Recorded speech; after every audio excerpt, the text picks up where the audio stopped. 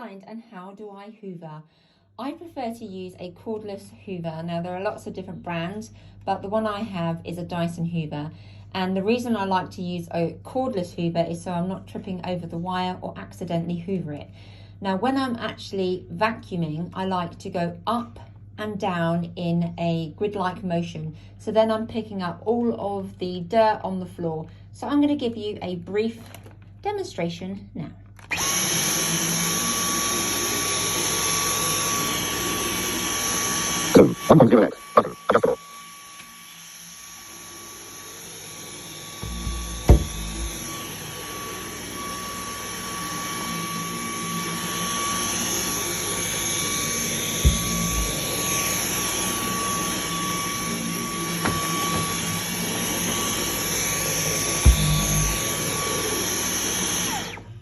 And that's how I know my hoovering is all done.